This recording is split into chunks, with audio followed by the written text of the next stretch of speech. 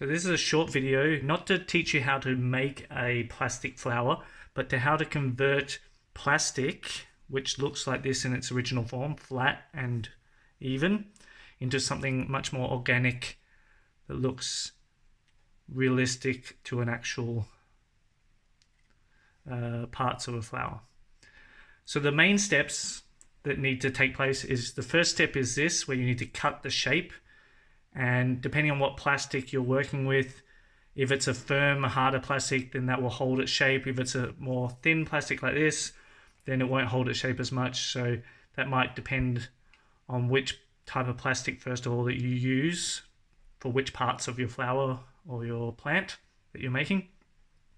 The other thing also to make note of is that some of the plastics are more flexible than others and will bend and manipulate much easier. So it's good to experiment with the different plastics. But the first step you need to do is you take your plastic and you're going to cut out the shapes that you need. So typically for a flower, you're going to need the petals of the flower. You're going to need also some leaves for that flower.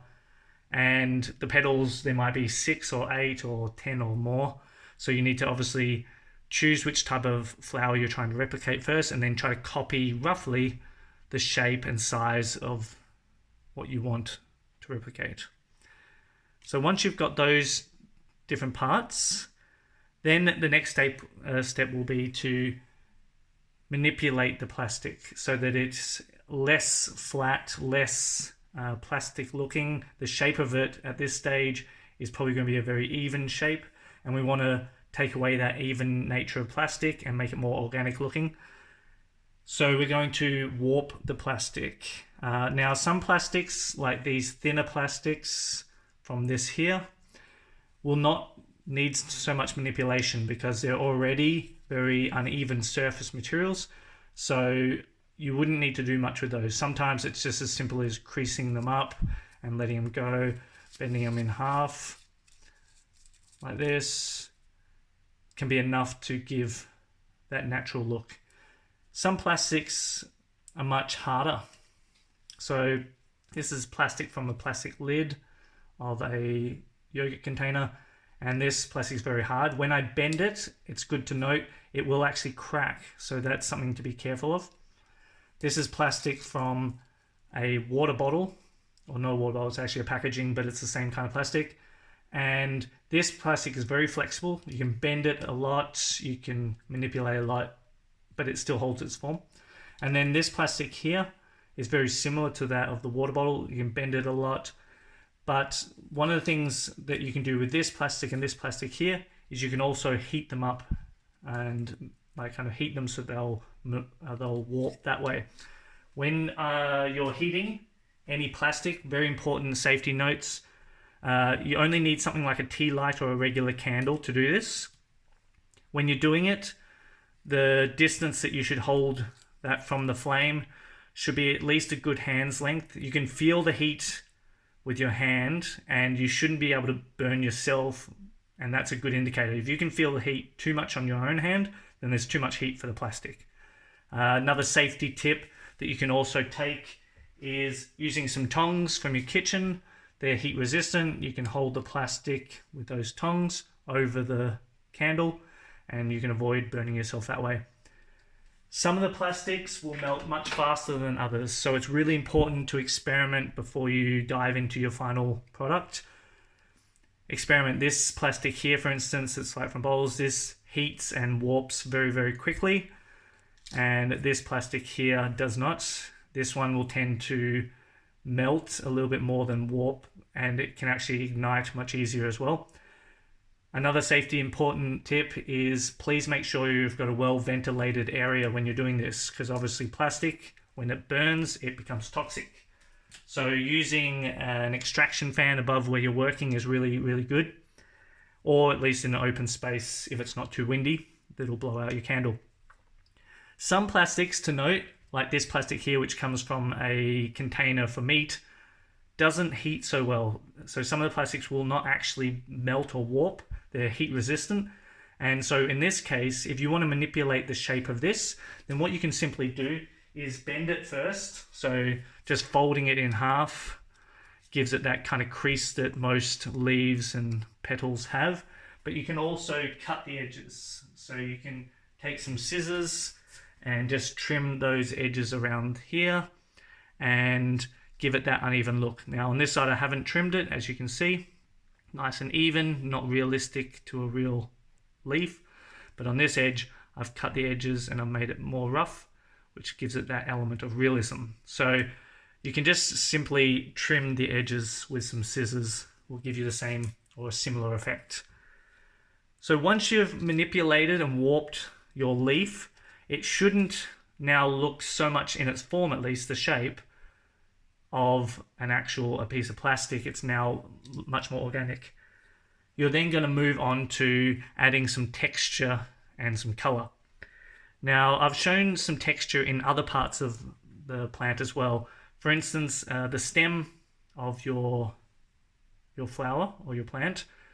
Typically, if you're going to use maybe a piece of wood or a straw or something like that, that is very even, something like this, it works very nicely. However, as I pointed out, nothing organic is nice and perfect and even like that. So a quick tip to kind of manipulating this, and this is actually a straw here, so this was the same as this earlier. I simply take some tape, and with a bit of tape I wrap it around it and I create folds and grooves that the tape naturally takes when it's wrapped around itself. And in this case it's also distorted the straw quite a lot.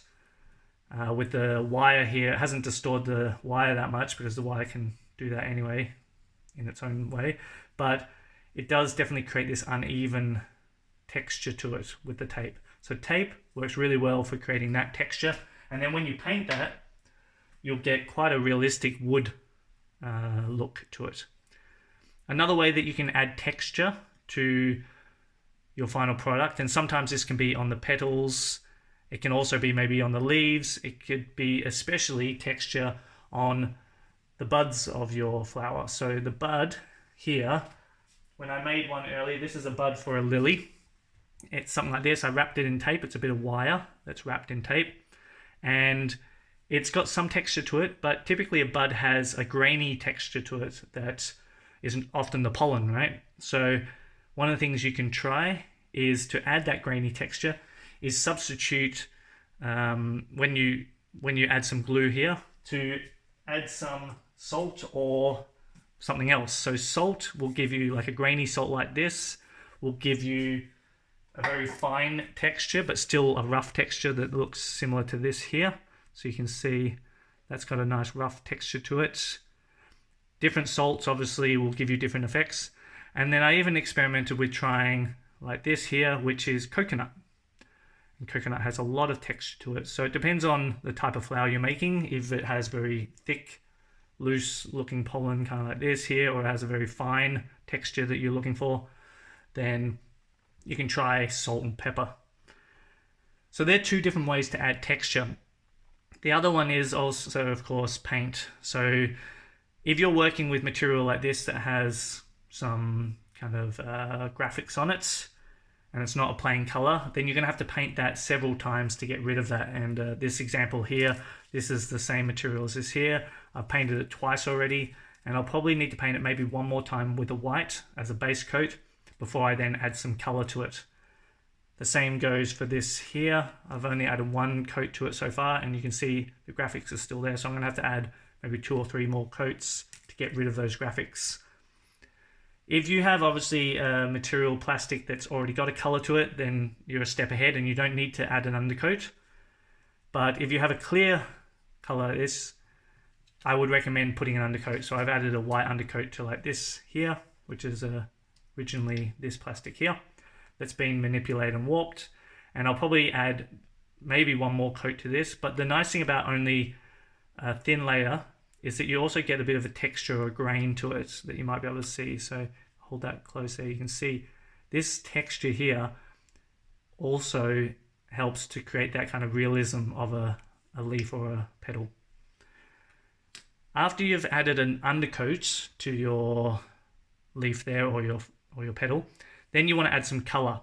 And I would start with adding color with tones of the base color. So in this case, this is a leaf and it's meant to be green. The base of the plastic was a green, so it's come from this originally. But then I added some variations of tones of green in there. And typically the green is darker inside the crevice here of the leaf. And don't forget to also do the back side of the leaf as well. So you can see that I've got some tone there. And I tend to paint outwards. So painting outwards from the crevice. And that actually creates this kind of feathering effect, which is creates some texture as well. Another thing you can also add to add that element of realism in your painting is some imperfections. So all flowers, plants have these slight imperfections that are caused by the sun or malnutrition. And these create spots often. So you can create some little spots, characteristic spots in different areas. I've done that also in this one here. And don't go overboard. It's really important. The malnutrition and that kind of effect normally only occurs on small areas of the leaves and petals. So add only small amounts. And the other thing you can also do on top of that with your painting is add some highlights or some tips. So often leaves also are not an even color at all. So they have these little highlights in different areas where sometimes even maybe the sun has burnt the tips, so you get some slight discoloration of not necessarily white, but a brown or a yellow. And be as kind of free and experimental as you can with this. So I've done a lot of experimenting with this one here, and I've added texture. I've added some coconut in here as well. This is meant to be kind of like the leaf of a lily flower, but a very, very tropical looking version. Probably not something you'd necessarily find in real nature, but I've added some texture here that typically the lily has with some of the coconut there.